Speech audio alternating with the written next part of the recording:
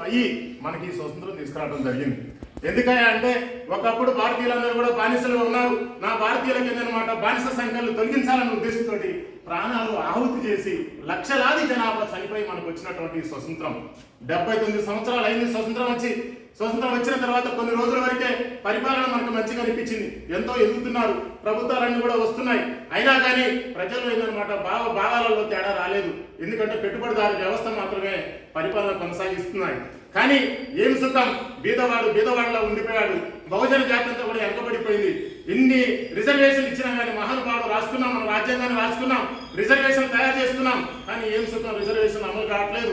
మహిళలకు ప్రాబ్లం జరుగుతుంది, నిరుద్యోగ సమస్య ఏర్పడుతుంది, ఉద్యోగాలు లేవు.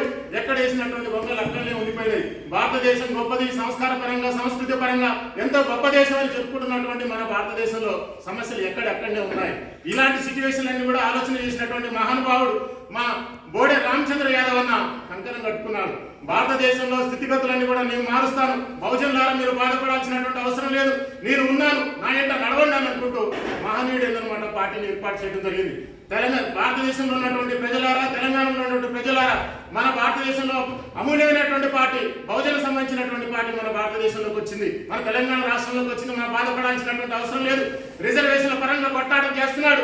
అదేవిధంగా ఉద్యోగాల పరంగా నిరుద్యోగ సమస్య నిర్మూలించడం కోసమై మహానుభావుడు కంకణం కట్టుకున్నాడు. తెలంగాణ రాష్ట్రంలో ఉన్నటువంటి నాయకులారా, బహుజన నాయకులారా, మనమంతా కూడా కదిలి రావాలి. మహానుభావుని ఎంత మనం నడవలసినటువంటి శుభదినం అనేది ఏర్పాటైంది. ఈ సందర్భంగా ఎందరో ముఖ్య నాయకులందరూ వచ్చి ఈ కార్యక్రమంలో ఏంటన్నమాట పాల్పంచుకోవడం జరిగింది. మహానుభావులు స్వతంత్ర అమనీయులు అందరూ కూడా ఇచ్చినటువంటి మన ఈ స్వతంత్రాన్ని మనం అందరం కూడా ఆలోచన చేయాలి. ఆల్రెడీ పరిపాలన ఉన్నటువంటి వ్యక్తులే, పరిపాలన ఉన్నటువంటి ప్రజాప్రతినిధులే కానీ, గతంలో పరిపాలన చేసినటువంటి ప్రజాప్రతినిధులే కానీ ఏదనమాట బహుజన జాతిని విస్మరించడం జరిగింది.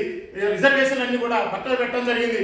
కాబట్టి వీటన్నిటిపై ఆలోచన చేసినటువంటి మహానుభావుడు ఏందనమాట పార్టీని ఏర్పాటు చేయడం జరిగింది. పార్టీలో మనమందరం కూడా భాగస్వాములై ఈ స్వతంత్ర ఫలాలన్నింటినీ కూడా ప్రజలకు అందించే విధంగా మనం అందరం ఏకం కావాలని చెప్పి భారతదేశ ప్రజలకు, తెలంగాణ ప్రజలకి స్వతంత్ర శుభాకాంక్షలు తెలియజేస్తూ మనం అందరం కూడా ఐక్యత కావాలని తెలియజేస్తున్నాం.